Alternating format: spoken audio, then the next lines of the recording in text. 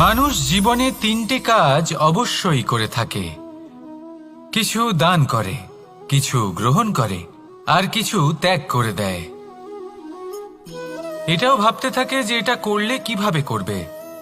দেবার জন্য পর্যাপ্ত ধন নেই, নেবার জন্য সংসারে অত স্নেহ নেই, আর ত্যাগ করার জন্য জীবনে এত সুখই নেই, তাহলে কিভাবে করবে? আসলে আমরা বস্তুগত চাহিদা অর্জনে এত ব্যস্ত হয়ে পড়ি যে আমরা বুঝতেই পারি না যে কি নেবার আছে, কি দেবার আছে, আর কি ত্যাগ করার আছে।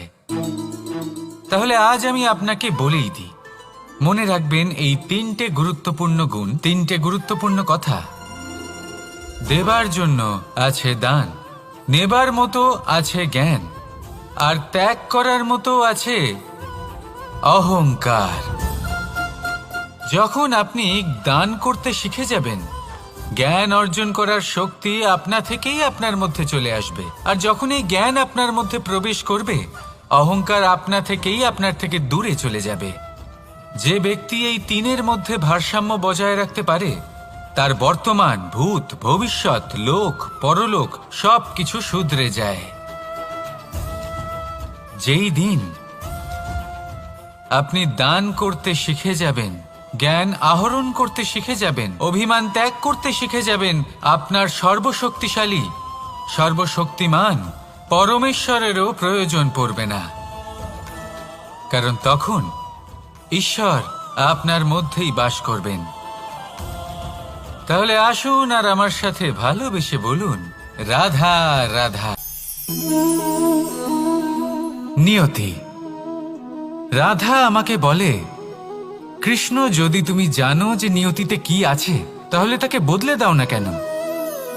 মহাদেব আমাকে বলেন যে শ্রীকৃষ্ণ, যদি আপনি এটা জানেন যে সাম্বের নিয়তি এটাই, তাহলে আপনি তাকে বদলানোর চেষ্টা কেন করেন? কেন? কারণ আমি একজন পিতা, আর পিতার কর্তব্য এটাই, তিনি যেন সম্ভাব্য সব চেষ্টা করেন নিজের সন্তানের মঙ্গলের জন্য। নিয়তি আমি জানি, কিন্তু এটাও আমি জানি যে কর্মের থেকে বড় আর কোনো নিয়তি হতে পারে না। অভিজ্ঞতাও রয়েছে যে কর্মের হাতে নিয়তির এই চক্র বদলে যেতে পারে। তাই জীবনে যদি আপনার কখনো এমন মনে হয় যে এটা তো অসম্ভব, তখনও চেষ্টা করা কখনোই ছাড়বেন না। কে বলতে পারে আপনারই কর্মের কোনো এক বীজ হয়তো নিয়তির চাকায় আটকে গেল, আর নিয়তিকে নিজের পথ পাল্টাতে হলো, ঠিক কি না? সেই জন্য নিয়তিকে ভাগ্য মেনে নিয়ে চুপ করে বসে থাকবেন না। নিজের নিয়তি স্বয়ং নিজের কর্মের দ্বারা নির্ধারিত করুন, কারণ আপনার এই কর্মের ওপরেই আপনার অধিকার রয়েছে। আর এই অধিকারকে নিয়তি অনেক সময় সম্মানও করে। তাহলে আসুন আর আমার সাথে ভালোবেসে বলুন, রাধা রাধা। জীবনে অনেক সময় সমস্যা আমাদের চারদিক থেকে ঘিরে ফেলে। এই সমস্যা নানান ধরনের হতে পারে। আর্থিক সমস্যা হতে পারে, পারিবারিক সমস্যা হতে পারে, কোনো সম্পর্ক নিয়ে সমস্যা হতে পারে, কখনো কোনো দৈনিক সমস্যা হতে পারে, কখনো কোনো দ্বন্দ্ব হতে পারে, অনেক সমস্যা হতে পারে। কিন্তু যখনই কোনো সমস্যা আসে, আমাদের মনে তার জন্য একটা উত্তর অবশ্যই থেকে থাকে, যা আমাদের অন্তরে রয়েছে। একে আমরা বলি আত্মা।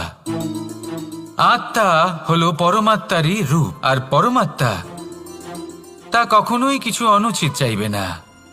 তাই তো এই আত্মা খুব ভালো করে জানে যে কোনটা উচিত আর কোনটা অনুচিত। যদি আসল বিষয়ের কথা বলি, তাহলে আপনাকে নিজের মনকে বুঝতে হবে, কারণ আত্মা তো পরমাত্মা থেকেই আসে। কিন্তু এই মন মানুষ জন্ম থেকেই প্রাপ্ত করে, যার বিকাশ হয় এই সংসারকে দেখে। যেদিন আপনার এই মন আর আপনার এই আত্মা, এই দুই এক হয়ে যাবে, আত্মসাৎ হয়ে যাবে, সেদিন আপনার জীবনে না কোনো সমস্যা থাকবে, না কোনো ঝঞ্ঝাট থাকবে, না কোনো সংকট থাকবে। কারণ আপনার কাছে সেই সমস্ত সমস্যার, সমস্ত বিপদের সমাধান থাকবে, আর তাও আপনারই অন্তরে। তাহলে আসুন আর আমার সাথে ভালোবেসে বলুন, রাধা রাধা। ভক্তি আর শক্তি। এই দুইয়ের মধ্যে সম্পর্ক অত্যন্ত সরল। মানুষ ভক্তি করেন যাতে তিনি শক্তি লাভ করতে পারেন, আর শক্তি লাভ করার পরে ভক্তিভাব ভুলে যান আর শক্তির প্রতি আসক্তিতে মত্ত হয়ে যান, আর সেখান থেকেই তার বিনাশ শুরু হয়। কেন? কারণ ভক্তির দ্বারা প্রাপ্ত শক্তি অন্য কারোর হিতের জন্য ব্যবহার করতে হয়, অন্য কারোর মঙ্গল করার জন্য ব্যবহার করতে হয়, কারোর বিনাশের জন্য নয়। এবার যদি আমি আপনাদের একটা উদাহরণ দিয়ে বোঝাই, তাহলে কোদাল দিয়ে আমরা মাটি কোপাতে পারি, একটা গর্ত খুঁড়তে পারি যাতে একটা নতুন বৃক্ষ জন্ম নিতে পারে, একটা বৃক্ষ যা অন্য জীবকে ফল প্রদান করবে, যাত্রীদের ছায়া প্রদান করবে। কিন্তু এই কোদালের ব্যবহার যদি আমরা অন্য কারোর ক্ষতি করার জন্য করি, তাহলে ক্ষতি শুধুমাত্র আমাদেরই হবে। তাই জীবনে যদি আপনি কোনো শক্তি লাভ করেন, হয়তো ভক্তির দ্বারা বা অন্য যেখান থেকেই হোক, তার সদ্ব্যবহার করতে শিখুন, নয়তো এই প্রাপ্ত শক্তি আপনার পতনের কারণ হয়ে দাঁড়াবে। তাহলে আসুন আমার সাথে ভালোবেসে বলুন, রাধা রাধা। শক্তি এক অত্যন্ত বিচিত্র বস্তু, বা বলতে পারেন অনুভূতি। পিতা সবসময় চান যেন তিনি তার শক্তি পুত্রকে সঁপে দিতে পারেন, যাতে সে শক্তিশালী হয়, যাতে তার মঙ্গল হয়। তার পুত্র সবসময় চায় যাতে সে পিতার সেই শক্তি লাভ করে, কিন্তু সেই শক্তি লাভ করার জন্য পুত্র হওয়া যথেষ্ট নয়, যোগ্য পাত্র হতে হয়। আসুন আপনাকে সহজে বোঝাই। যদি আপনি সুপাত্র হন আর আপনাকে শক্তি দেওয়া হয়, তাহলে আপনি সেই শক্তির গুরুত্ব বুঝবেন, কোথায় সেই শক্তি প্রয়োগ করা উচিত সেটা বুঝবেন। আর এটা যেহেতু অর্জন করা শক্তি হবে, সেই শক্তির অপব্যবহার হবে না। কিন্তু যদি এই আপনি কুপাত্র হন আর যদি আপনাকে এই শক্তি দেওয়া হয়, তাহলে কি হবে? দেখতে গেলে এই শক্তি আপনি দান হিসেবে পেয়েছেন, তাই না আপনি এই শক্তির গুরুত্ব বুঝবেন আর না এর প্রয়োগ আপনি জানবেন, তার অপব্যবহার হওয়া সুনিশ্চিত। তাই যদি আপনি কোনো শক্তি অর্জন করতে চান, তাহলে আগে তার যোগ্য হয়ে উঠুন, পুত্র নয় পাত্র হয়ে উঠুন। আর আমার সাথে ভালোবেসে বলুন, রাধা রাধা। কথায় আছে, প্রত্যেক পুত্র তার পিতার প্রতিচ্ছবি হয়, আর সমস্ত প্রতিচ্ছবি চায় যেন সে তার অস্তিত্ব প্রাপ্ত করতে পারে। পুত্র চায় সে যেন তার পিতার মতো হয়, বা কখনো কখনো তার থেকেও শ্রেষ্ঠ হয়। সেটা কোনো অনুচিত ব্যাপার নয়। অনুচিত তখন হয় যখন পুত্র নিজের পিতার মতো হবার স্বপ্ন পূরণ করতে গিয়ে বা তার থেকেও শ্রেষ্ঠ হওয়ার স্বপ্ন পূরণে অনুচিত পথের আশ্রয় নেয়। কারণ তারপরে সে তার পিতার গুণগুলি আত্মসাৎ করতে চায় না। সে শুধুই এটা চায় যে সংসারের চোখে যেন আমি শ্রেষ্ঠ প্রমাণিত হই। এটা অনুচিত। সংসারে এমন অনেক মানুষ আছেন যারা এই কারণে শ্রেষ্ঠ হবার চেষ্টা করেন যাতে তার পরিবারের তার পিতার সম্মান বৃদ্ধি পায়। এমনও মানুষ থাকেন, আর এটাই হলো পার্থক্য উদ্দেশ্যের।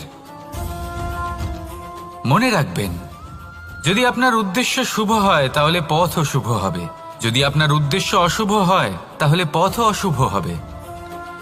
তাহলে নিজের পিতার মতো হবার চেষ্টা অবশ্যই করুন, তার থেকেও শ্রেষ্ঠ হওয়ার চেষ্টা অবশ্যই করুন, কিন্তু মনে রাখবেন আপনার সংকল্প আর আপনার উদ্দেশ্য এই দুই শুভ হওয়া উচিত। তাহলে আসুন আর আমার সাথে ভালোবেসে বলুন, রাধা রাধা।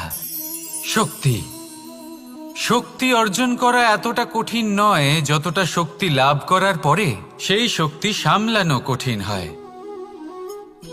কারণ যেই মানুষ শক্তি লাভ করে তার মনে গর্ববোধ জন্মায়, জন্মায় অহংকার, জন্মায় জেদ। তাই শক্তি প্রাপ্ত করার সাথে বিনম্র থাকাও অত্যন্ত আবশ্যক। আর এটা আমাদের শেখা উচিত বৃক্ষের থেকে। বৃক্ষ যা আমাদের ফল দেয়, বৃক্ষ যা যত ফল দেয় ততটাই ঝুঁকে যায়। আমরা পাথর মারি ওই বৃক্ষের থেকে ফল প্রাপ্ত করার জন্য, সেই পাথরের মার সহ্য করেও বৃক্ষ আমাদের ফল দেয়। কোনো গর্ববোধ নেই, কোনো অহংকার বোধ নেই, আর সেই জন্য এই বৃক্ষের পুজো করা হয়। এটাই হলো মাহাত্ম্য শক্তির সাথে বিনম্রতার। যদি এই শক্তি সৃজন করে থাকে, সাহায্য করে থাকে, সম্বল হয়ে থাকে, তবেই সেই শক্তি উপযুক্ত। আর নয়তো সেই শক্তি একদিন আপনাকে আসক্ত অবশ্যই করবে। তাহলে শক্তি অবশ্যই অর্জন করুন, কিন্তু তার সাথে সেই শক্তি সামলানোর মতো বিবেকও আপনাকে অবশ্যই জাগ্রত করতে হবে। তাহলে আসুন আমার সাথে ভালোবেসে বলুন, রাধা রাধা। অহংকার অত্যন্ত বলশালী হয়। এই অহংকার মানুষকে কখনো নত হতে দেয় না। অদ্ভুত ব্যাপার, এই অহংকার যা মানুষকে কখনো নত হতে দেয় না, সেটাই তার পতনের কারণও হয়ে দাঁড়ায়। যেখানে মানুষ এটা ভাবতে শুরু করে যে শুধুমাত্র সেই যোগ্য, সেখান থেকেই তার পতনের আরম্ভ। ঠিক কিনা? দেখুন, যদি কোনো মানুষ এটা ভাবে যে আমি এই সব কিছু করতে পারি, তাহলে তা হলো বিশ্বাস। কিন্তু যদি সে এটা ভাবতে থাকে যে শুধুমাত্র আমি এই কাজ করতে পারি, তাহলে তা হলো সেই ব্যক্তির অহংকার। আর এটা আপনাকে বিনাশের দিকে অবশ্যই নিয়ে যাবে। মনে রাখবেন, যখন আমি আর শুধুমাত্র এই দুই এক হয়ে যায়, সেখান থেকে আপনার পতনের সূত্রপাত হবেই। তাই আপনি কখনোই এই অহংকারের চক্রব্যূহে ফেঁসে যাবেন না। বিশ্বাস রাখুন নিজের ওপর এবং অন্যের ওপরও। আর মনে রাখবেন, বিশ্বাসের মধ্যে বিশ্বের প্রত্যেকটা বস্তু বসবাস করে। তাই এই অহংকারকে ত্যাগ করে ফেলুন আর আত্মবিশ্বাসের ওপর মনোসংযোগ করুন। আর আমার সাথে ভালোবেসে বলুন, রাধা রাধা। মানুষ নিজের জীবনে ঈশ্বরকে খুব মান্য করে। ওনার জন্য কি না করে, ভিন্ন ভিন্ন নামে তাকে স্মরণ করে, তাকে পুজো করে, তার আরাধনা করে। সে জানে যে ঈশ্বর তাকে শক্তি অবশ্যই দেবেন, তাকে সাহায্য অবশ্যই করবেন।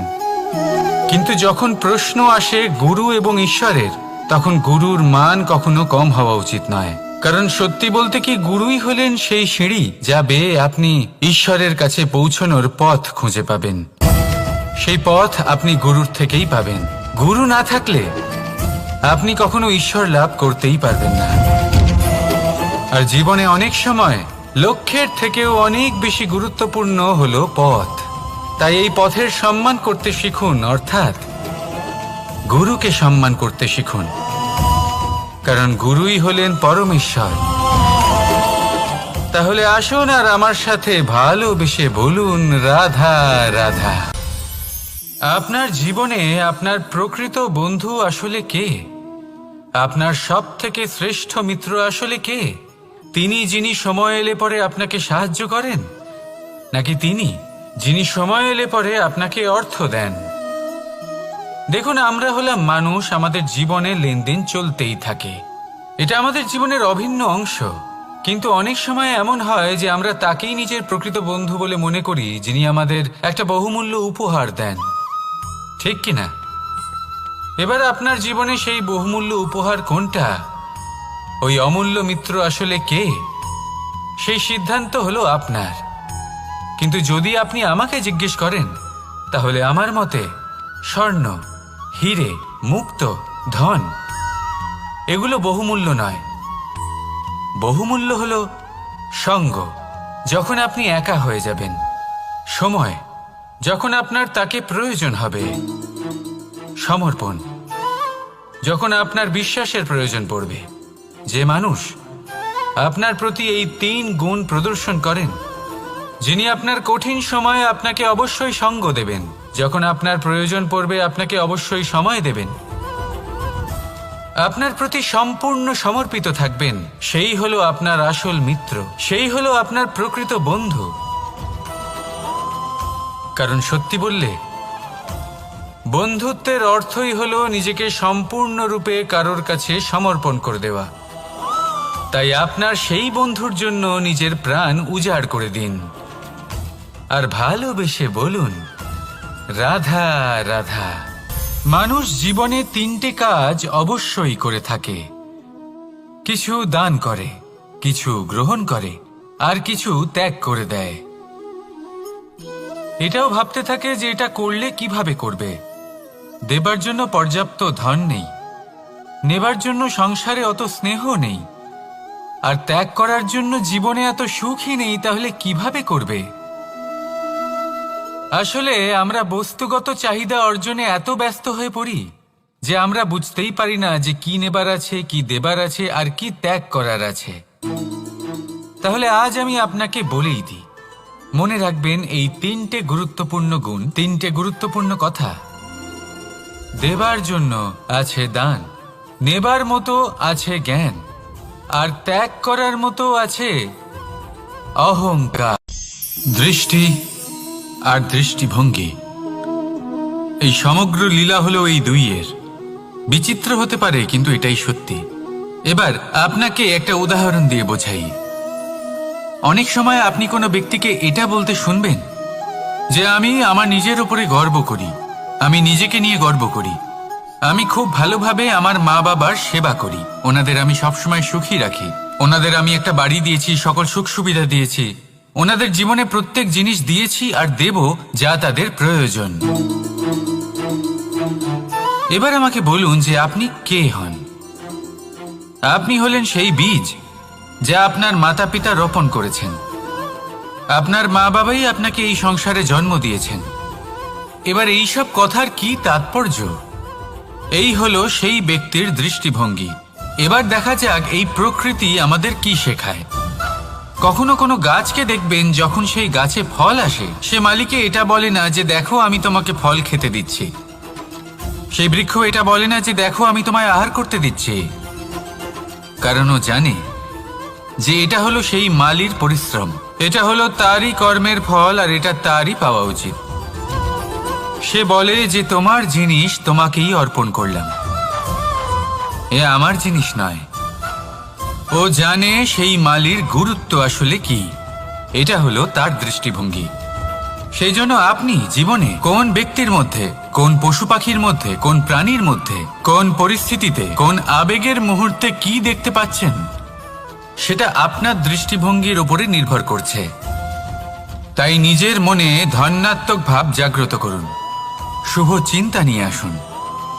এই ভাবনাই সত্য হয়ে সামনে আসবে। এই দৃষ্টিভঙ্গি এমন হয়ে যাবে যে আপনার জীবনে সবকিছুই শুভ হবে। তাহলে আসুন আর আমার সাথে ভালোবেসে বলুন, রাধা রাধা। কখনো কখনো মানুষ মনে করেন যে সে নিজেই সব থেকে বেশি শক্তিশালী, তিনি হলেন জ্ঞানী। দেখুন, এটা ভালো ব্যাপার যে আপনার মধ্যে শক্তি আছে, জ্ঞান আছে, আর এটা শুধু আপনার জন্য নয়, এই সমস্ত সমাজের জন্য, দেশের জন্য, সমগ্র পৃথিবীর জন্য অত্যন্ত আবশ্যক। কিন্তু এই কথাটাও বোঝা অত্যন্ত আবশ্যক যে এই জ্ঞান যেন কখনো অহংকার না হয়ে ওঠে। যখন মানুষের মধ্যে জ্ঞান থাকে তখন সে রাম হয়ে ওঠে।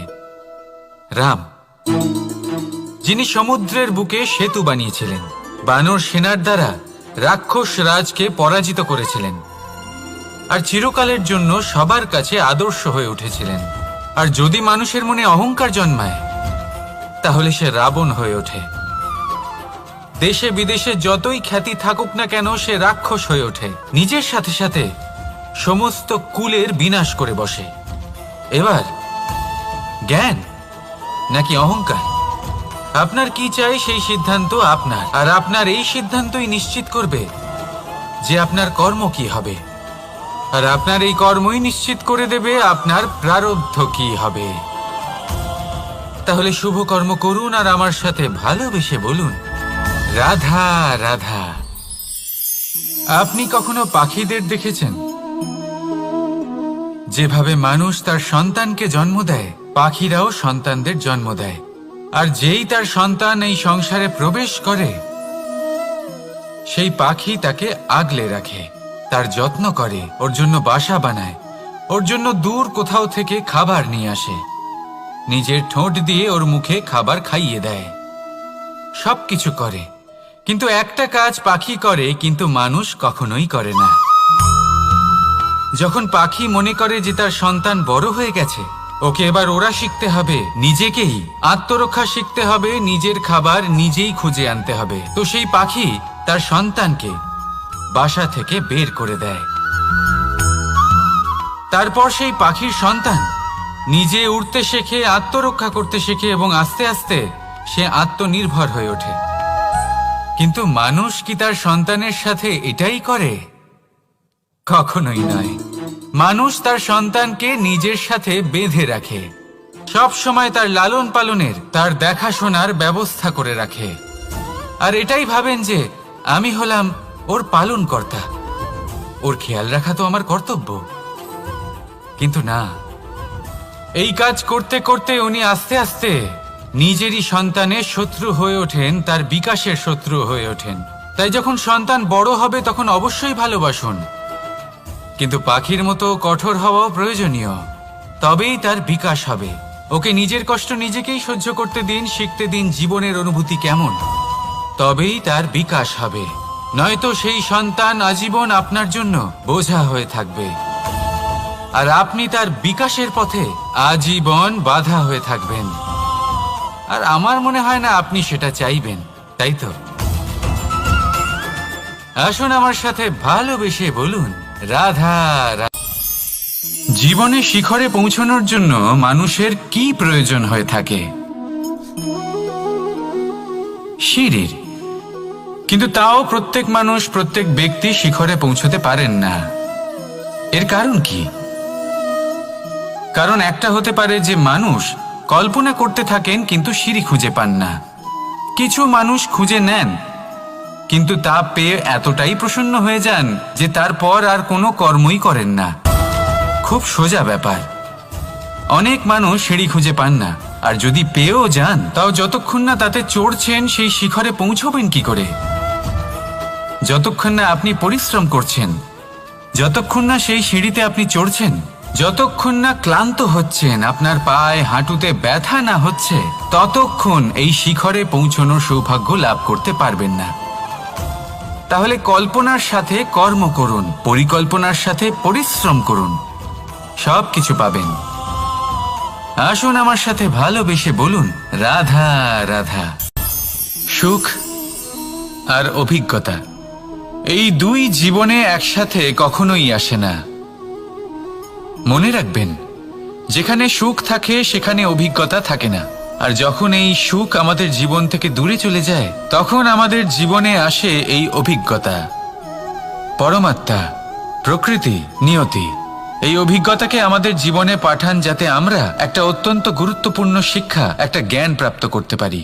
এই অভিজ্ঞতা আমাদের শেখায় যে অতীতে এমন কি হয়েছিল যা আমাদের করা উচিত হয়নি। আমাদের শেখায় ভবিষ্যতে এমন কি আছে যা আমাদের করা উচিত আর কি করা উচিত নয়। দেখতে গেলে এই অভিজ্ঞতা আমাদের সেই শিক্ষা দেয় যার জন্য আমরা সুখের দিকে উচিতভাবে অগ্রসর হতে পারি।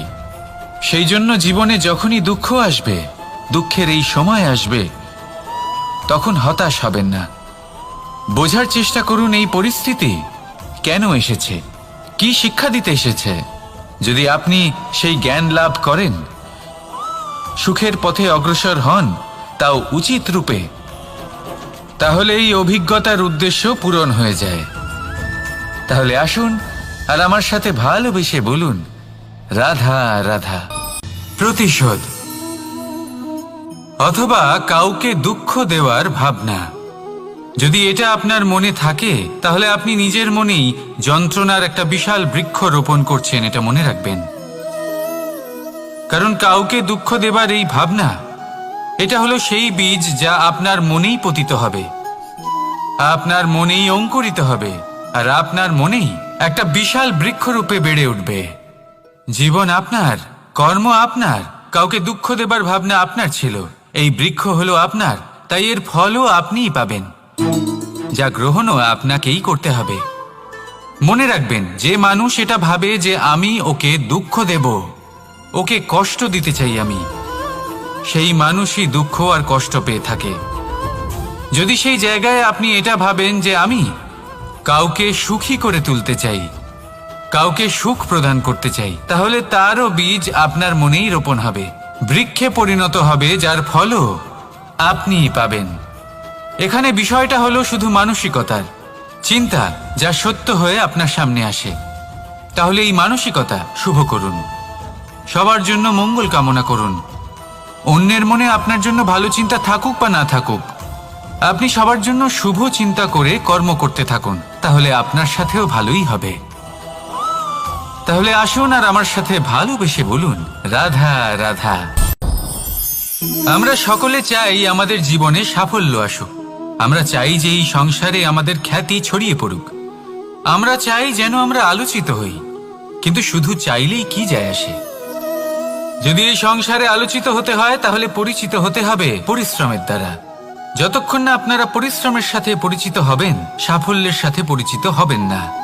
সংঘর্ষ করতে হবে প্রতিদিন, প্রতি বছর। জীবনের সব পরিস্থিতিতেই হয়তো নতুন নতুন বাধা আসবে, নতুন নতুন বিঘ্ন ঘটবে। কিন্তু এটা আবশ্যক নয় যে সমস্ত বিঘ্ন বিনাশের জন্য আসবে। কিছু বিঘ্ন আপনার পথ প্রশস্ত করার জন্য আসবে, আপনার পথ পরিষ্কার করার জন্য আসবে। যদি আপনাকে উদাহরণ দিই, যখন বন্যা আসে, বাড়ি ঘর ভেসে যায়, তখন আমরা হতাশ হয়ে পড়ি, আমরা দুঃখী হয়ে পড়ি। কিন্তু সেই বন্যাই আমাদের সেই ধরিত্রীকে এত উর্বর করে তোলে যে সেই উর্বর অংশ কাজে লাগিয়ে আমরা সেরকম আরো 10টা বাড়ি বানাতে পারি। তাহলে ধন্যাত্মক থাকুন আর যে কোনো সংঘর্ষের জন্য প্রস্তুত থাকুন। জীবনে অনেক দূর যেতে পারবেন। তাহলে আসুন আমার সাথে ভালোবেসে বলুন, রাধা রাধা। জীবনে কখনো কখনো আমরা সেই পরিস্থিতিতে ফেসে যাই যখন আমাদের মনে হয় যে আমাদের নতুন কিছু একটা করতে হবে, কিন্তু আমরা করতে পারি না। কারণ কোথাও না কোথাও আমরা রীতির দ্বারা আবদ্ধ, আর আমরা সেই রীতি ভাঙতে চাই না। কেবল একটাই প্রশ্ন আসে মনে, আশেপাশের মানুষ কি বলবে, আশেপাশের মানুষ কি ভাববে। আপনাকে একটা প্রশ্ন করি, কারা এই মানুষজন? আপনার জন্মের সময় এই মানুষজন কোথায় ছিলেন? যখন আপনি কোনো সমস্যায় পড়েন, তখন এই মানুষজন কোথায় থাকেন?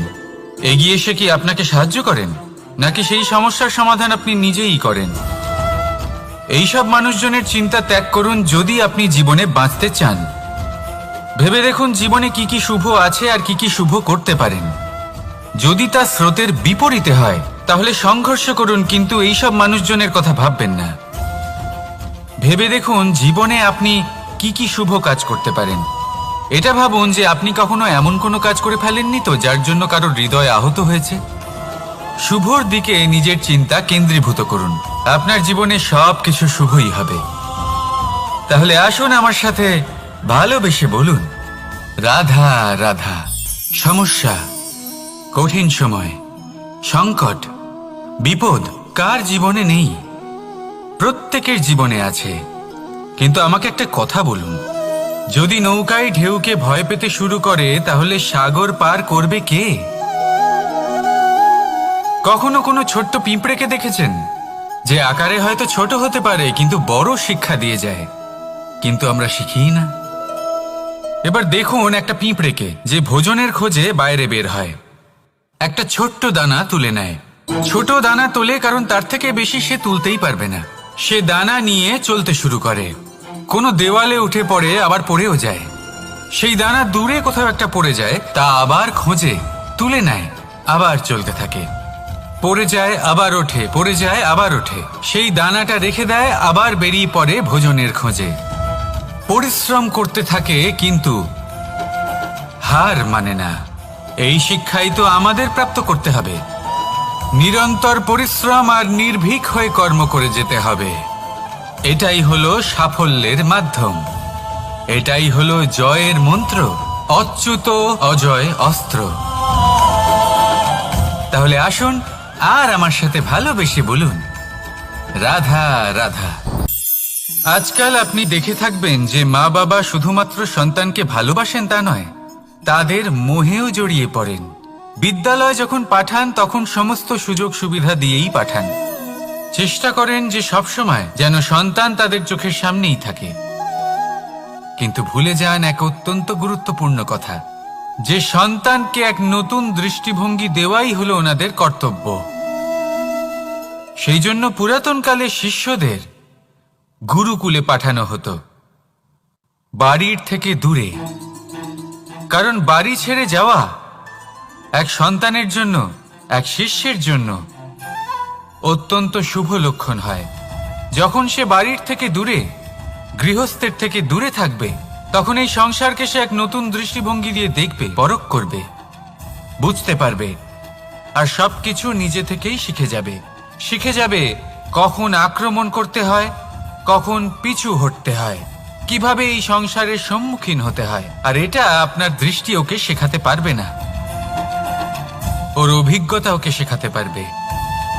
তাই মনে রাখবেন, যদি আপনি চান যে আপনার সন্তানের বিকাশ হোক, তাহলে অনেক সময় ওকে নিজের থেকে দূরে নিয়ে যেতে হয়।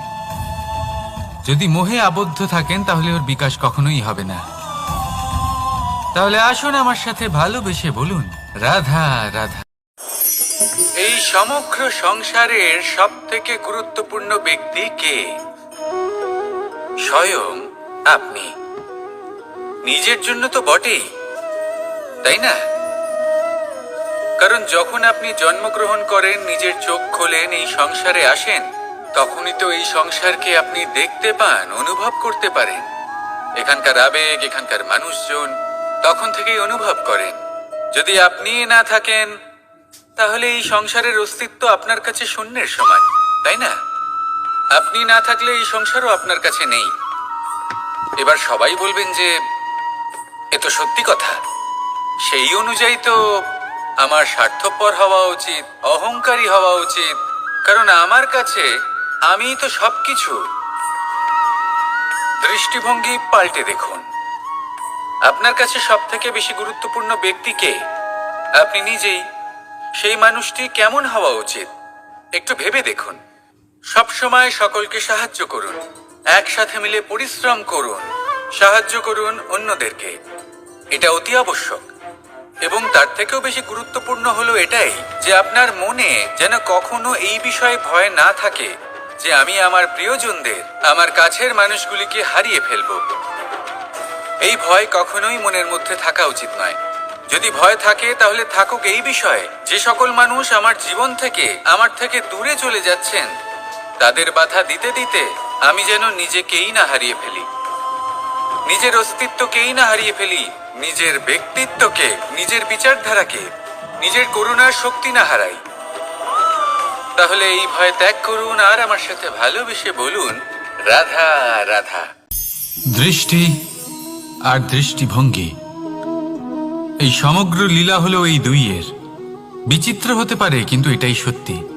এবার আপনাকে একটা উদাহরণ দিয়ে বোঝাই। অনেক সময় আপনি কোনো ব্যক্তিকে এটা বলতে শুনবেন যে আমি আমার নিজের উপরে গর্ব করি, আমি নিজেকে নিয়ে গর্ব করি, আমি খুব ভালোভাবে আমার মা বাবার সেবা করি, ওনাদের আমি সবসময় সুখী রাখি, ওনাদের আমি একটা বাড়ি দিয়েছি, সকল সুখ সুবিধা দিয়েছি, ওনাদের জীবনে প্রত্যেক জিনিস দিয়েছি আর দেব যা তাদের প্রয়োজন। এবার আমাকে বলুন যে আপনি কে হন? আপনি হলেন সেই বীজ যা আপনার মাতা পিতা রোপণ করেছেন।